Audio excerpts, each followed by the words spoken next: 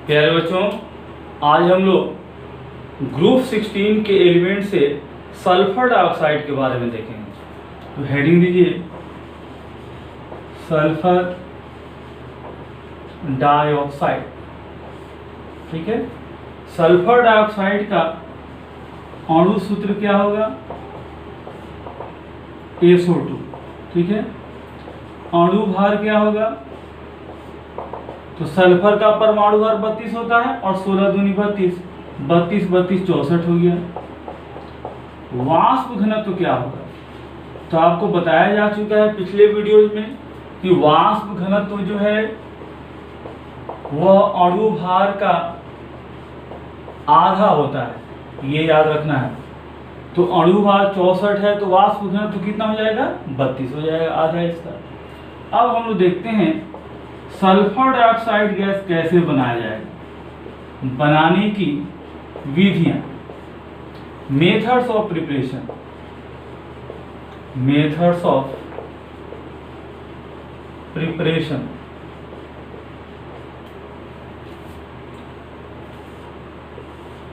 सबसे पहले देखिए सल्फर से, सल्फर को यदि वायु या ऑक्सीजन की उपस्थिति में जलाया जाए तो सल्फर डाइऑक्साइड प्राप्त होगा। सल्फर को वायु या ऑक्सीजन की उपस्थिति में जलाने पर सल्फर डाइऑक्साइड गैस प्राप्त होता है। ठीक है, सल्फर हो गया, अणु सूत्र इसका एसेट होता है। वायु या ऑक्सीजन की उपस्थिति में जलाएंगे तो सल्फर डाइऑक्साइड गैस प्राप्त होगा। इसको बैलेंस कर लेते हैं। सल्फर यहाँ 8 है तो यहाँ 8 हो गया, ऑक्सीजन 8 दूनी 16 है तो यहाँ पर 8 कर दी। यह जो प्रक्रिया है सल्फर डाइऑक्साइड गैस बनाने के लिए, जब सल्फर को वायु या ऑक्सीजन की उपस्थिति में जलाते हैं तो इसमें थोड़ी सी मात्रा में सल्फर ट्राइऑक्साइड भी प्राप्त होता है। तो यहाँ नोट करके लिख लेते हैं, इस विधि द्वारा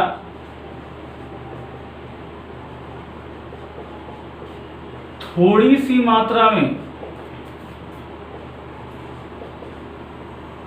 थोड़ी सी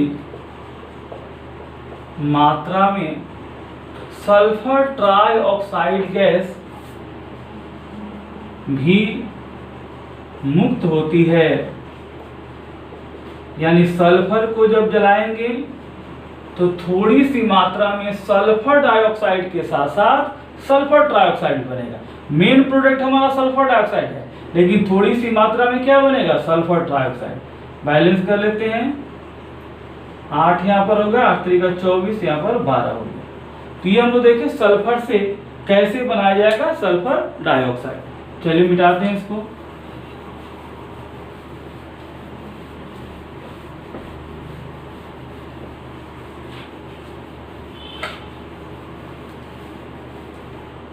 अब देखिए दूसरा मेथड, व्यापारिक विधि।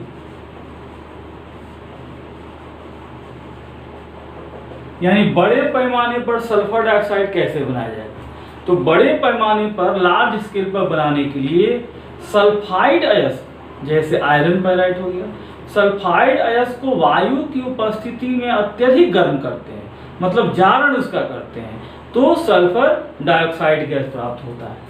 तो लिख सकते हैं कि बड़े पैमाने पर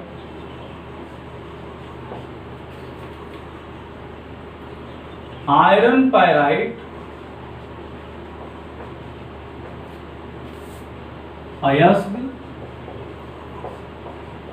का वायु की उपस्थिति में, वायु की उपस्थिति में जारण करने पर सल्फर डाइऑक्साइड गैस प्राप्त होता है। ठीक है, आयरन पैराइड का फॉर्मूला हो गया FeS2, वायु या ऑक्सीजन की उपस्थिति में गर्म करेंगे तो बन जाएगा Fe2O3 प्लस SO2। अब इसको बैलेंस कर लेते हैं। 4 दूनी 8 हो गया, 8 दूनी 16, 6 22 ऑक्सीजन, 11 दूनी 22 हो गया, बैलेंस हो गया। प्रयोगशाला में कैसे बनाया जाएगा तो देखिए, प्रयोगशाला विधि।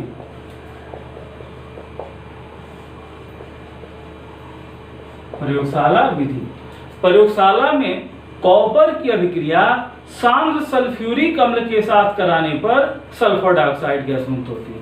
तो लिखेंगे कि प्रयोगशाला में कॉपर की अभिक्रिया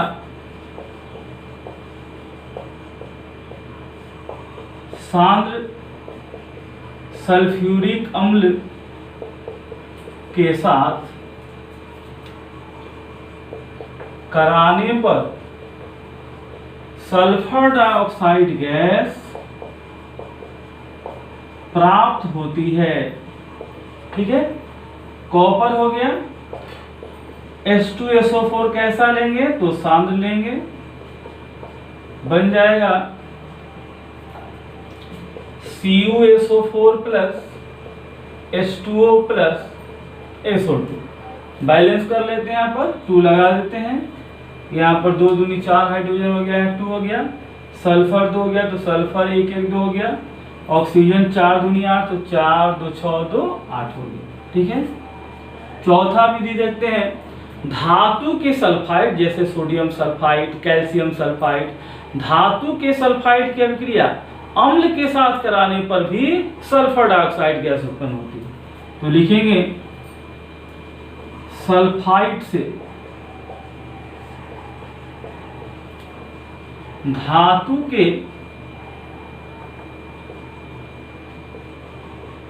सल्फाइड की अभिक्रिया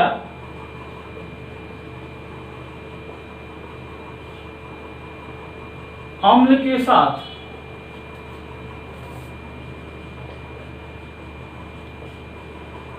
कराने पर सल्फर डाइऑक्साइड गैस उत्पन्न होती है। ठीक है, जैसे देखिए सोडियम सल्फाइड Na2SO3 अम्ल, जैसे मान लीजिए HCl ले लिए, इसके साथ अभिक्रिया कराएंगे तो NaCl plus H2O plus SO2। ठीक है, बैलेंस देख लेते हैं। 2 Na है, 2 Cl है, 2 NaCl हो गया, H2O SO2। ठीक है, तो ये हम लोग देखे सल्फर डाइऑक्साइड गैस बनाने की विधियां। अब चलिए इसको नोट कर लीजिए।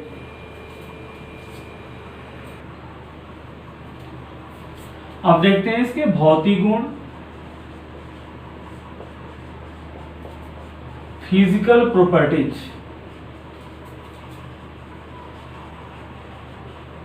Physical properties, sulphur dioxide gas जो है वह रंगहीन होती है। यह रंगहीन गैस है।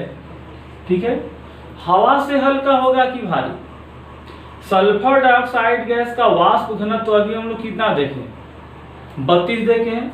आपको बताया गया पिछले वीडियोस में कि यदि वाष्प घनत्व 14.4 से कम है तो हवा से हल्की होगी, और वाष्प घनत्व यदि 14.4 से अधिक है तो ये हवा से भारी होगी। ये कई बार पिछले वीडियोज में बताया गया है। अभी हम लोग देखें कि सल्फर डाइऑक्साइड का वाष्प घनत्व कितना होता है, 32। अणुभार 64 होता है, और अणुभार का आधा होता है वाष्प घनत्व, यानी 64 का आधा कितना हो गया, 32। और 32 14.4 से क्या है, अधिक है, इसलिए हवा से क्या होगी, भारी होगी। तो यह हवा से भारी होती है। यह जल में घुलनशील होती है। यह जल में घुलनशील होती है। अगला पॉइंट, इसका जलीय विलयन जो है, इसका जलीय विलयन अम्लीय होता है, अम्लीय होता है, यानी यह अम्लीय ऑक्साइड है। सल्फर डाइऑक्साइड गैस जो है वह अम्लीय होता है। अब देखते हैं इसके रासायनिक गुण। रासायनिक गुण, केमिकल प्रॉपर्टीज।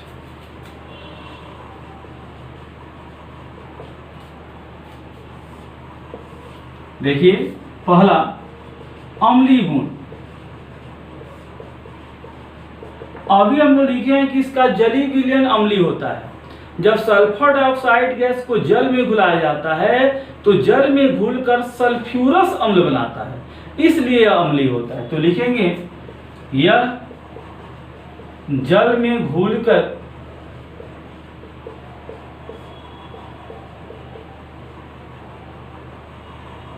सल्फ्यूरस अम्ल का निर्माण करता है, जो इसके अम्लीय गुण को दर्शाता है, अम्लीय गुण को दर्शाता है। देखिए SO2 जल में घुलेगा तो H2SO3, H2SO3 का क्या नाम है, तो सल्फ्यूरस एसिड, सल्फ्यूरस अम्ल। ठीक है, तो ये हम लोग देखे अम्लीय गुण। चलिए इसको मिटाते हैं।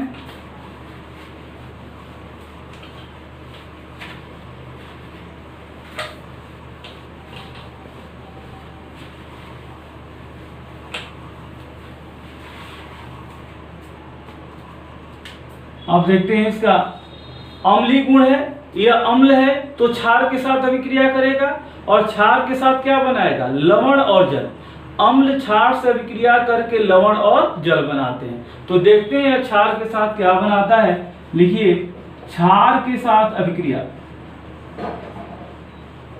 क्षार के साथ अभिक्रिया, क्षार जैसे सोडियम हाइड्रोक्साइड के साथ अभिक्रिया कराएंगे, सोडियम हाइड्रोक्साइड के साथ सल्फर डाइऑक्साइड गैस अभिक्रिया करके Na2SO3 यानी सोडियम सल्फाइड का निर्माण करता है। ठीक है, और सोडियम सल्फाइड के विलयन से एक्सेस सल्फर डाइऑक्साइड गैस प्रवाहित की जाए तो सोडियम बाइसल्फाइड का निर्माण होता है। यहां लिख देते हैं सोडियम सल्फाइड के जलीय विलयन से अधिक मात्रा में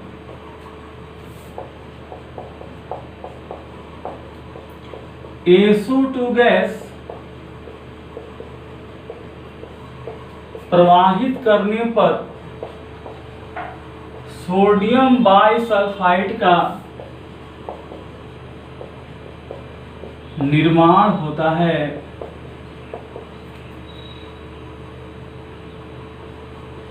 देखिए reaction, sodium hydroxide SO2 gas प्रवाहित करेंगे, SO2 के साथ रिएक्शन कराएंगे, Na2SO3 plus H2।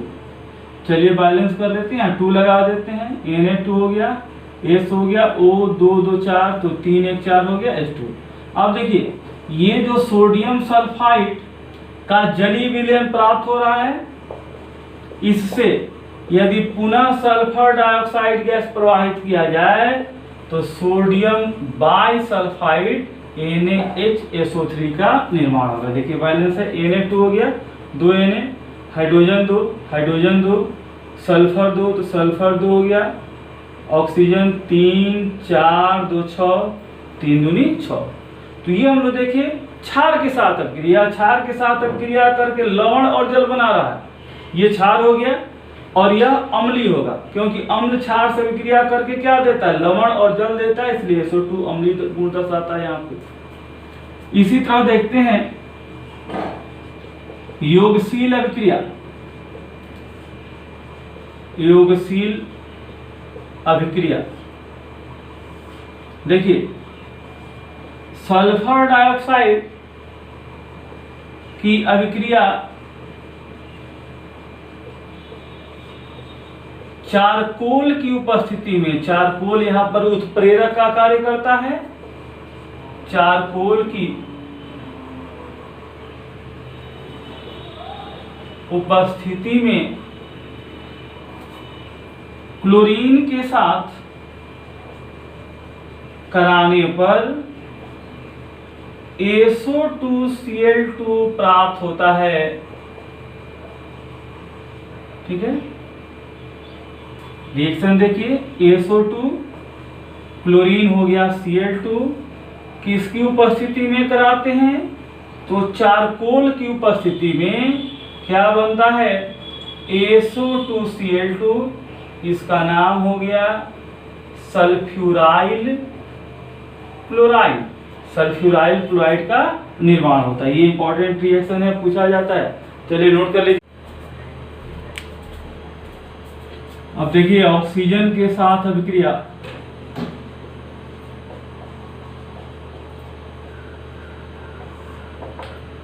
Sulphur dioxide की अभिक्रिया ऑक्सीजन के साथ V2O5 उत्प्रेरक की उपस्थिति में कराने पर SO3 गैस का निर्माण होता है। निर्माण होता है, बहुत इंपॉर्टेंट रिएक्शन है। सल्फर डाइऑक्साइड का अभिक्रिया ऑक्सीजन के साथ V2O5 उत्प्रेरक की उपस्थिति में कराते हैं तो सल्फर ट्राइऑक्साइड बनता है। इस अभिक्रिया का उपयोग जब हम लोग सल्फ्यूरिक एसिड बनाने के लिए कांटेक्ट प्रोसेस पढ़ेंगे तो वहां पर होगा। यहाँ लिख देते हैं नोट करके। इस अभिक्रिया का उपयोग कांटेक्ट प्रोसेस द्वारा सल्फ्यूरिक अम्ल बनाने में किया जाता है। क्लियर? चलिए अगला रिएक्शन हम लोग देखते हैं।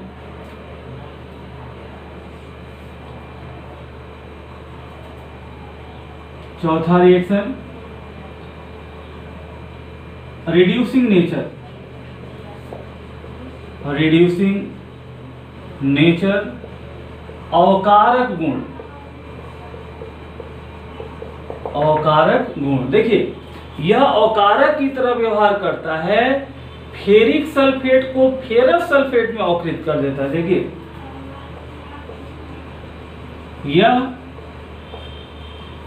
फेरिक सल्फेट के जली विलयन को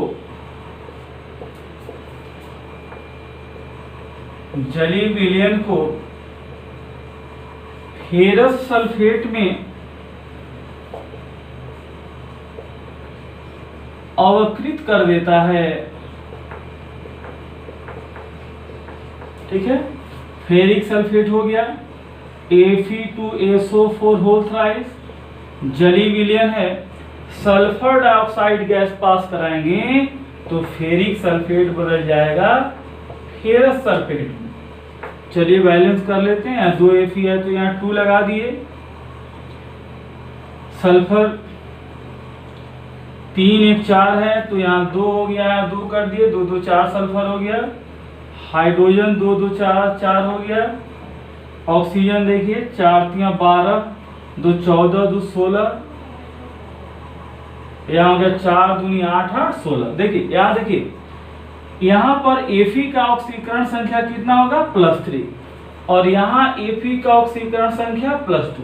तो Fe का ऑक्सीकरण संख्या +3 से +2 हो रहा है मतलब घट रहा है, और Fe का ऑक्सीकरण संख्या घट रहा है मतलब Fe ये फेरिक सल्फेट का फेरस सल्फेट में अवकरण हो रहा है, और यह अवकरण किसके द्वारा हो रहा है SO2 के चलते हो रहा है। इसलिए SO2 यहाँ कैसा व्यवहार कर रहा है अवकारक की तरह, क्योंकि अवकारक वे पदार्थ होते हैं जो दूसरे पदार्थ को क्या करते हैं अवकृत कर देते हैं। ठीक है, एक और अवकारक गुण हम लोग देखते हैं।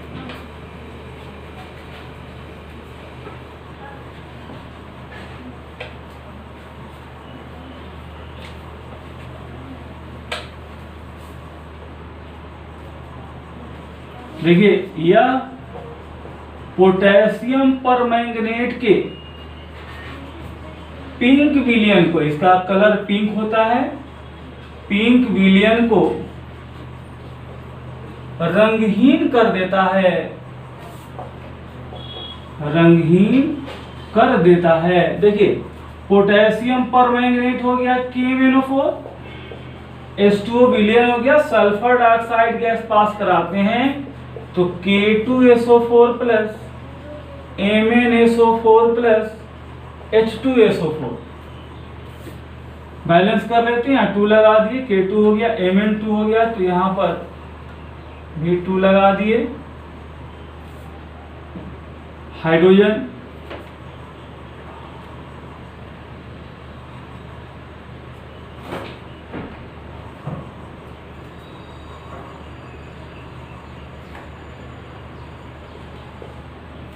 सल्फर देखिए कितना हो गया 1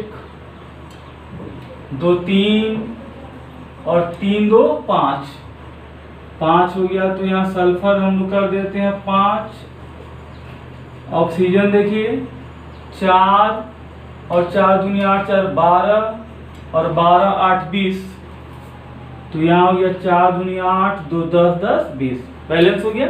देखिए यह भी रंगहीन होता है, यह भी रंगहीन होता है, और यह होता है किस कलर का तो पिंक कलर का। तो पिंक कलर के पोटेशियम परमैंगनेट के विलयन से सल्फर डाइऑक्साइड गैस पास कराते हैं तो विलयन कैसा हो जाता है रंगहीन हो जाता है। अब देखिए मैंगनीज का ऑक्सीकरण संख्या यहाँ +7 होगा, यहाँ मैंगनीज का ऑक्सीकरण संख्या +2 होगा।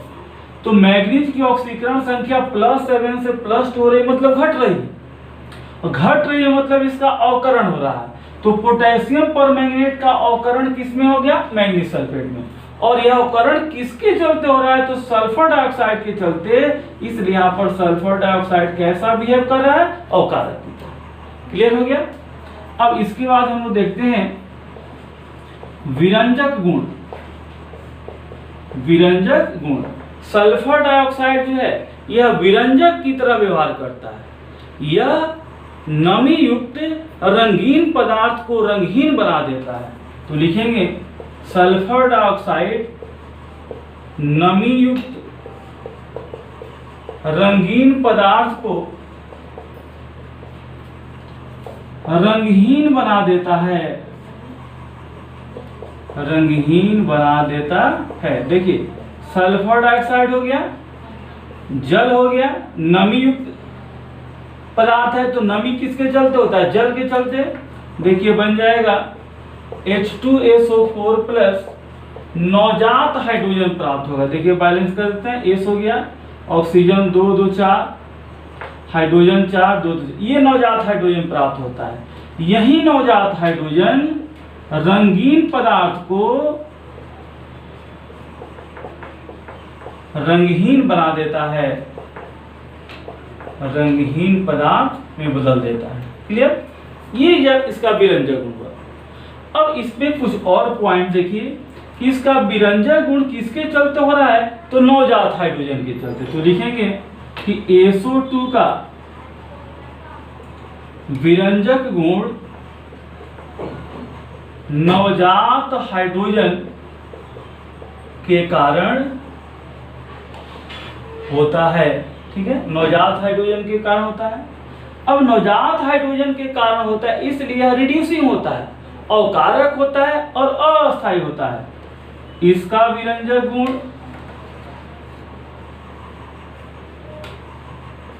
अवकारक होता है,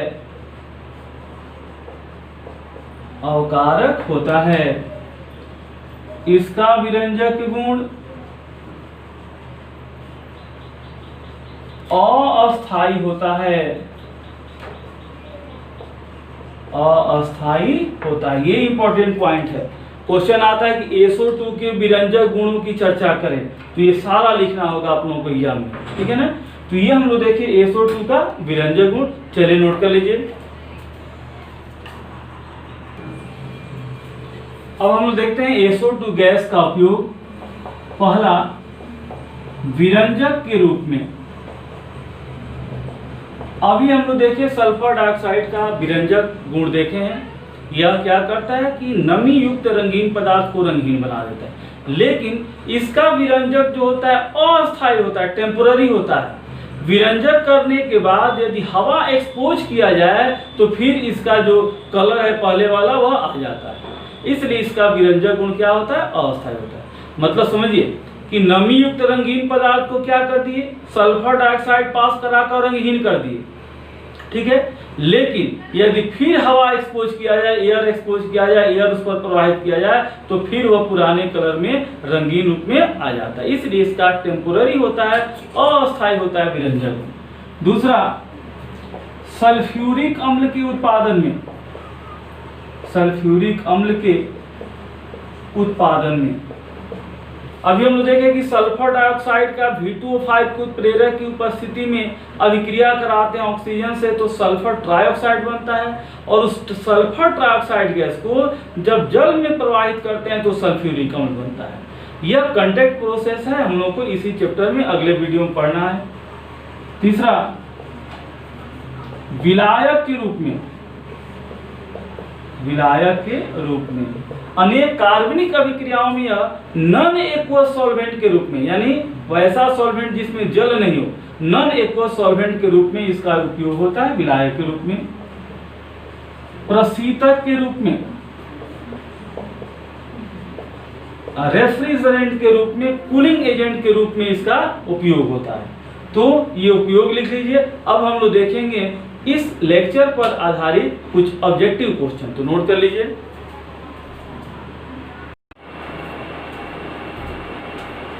तो ये आज के लेक्चर पर आधारित कुछ क्वेश्चन है। SO2 होता है हवा से हल्की, हवा से भारी, हवा के समान कोई नहीं। SO2 फेरिक आयन को अवकृत कर देता है। ऑप्शन है फेरस आयन, सल्फ्यूरिक अम्ल में, FeS2 में कोई नहीं। इस तरह से ये 4 क्वेश्चन दिए गए हैं, और इसको बना करके इसका आंसर आज ही आप लोग डालेंगे और इसको नोट करते जाएंगे। Thank you.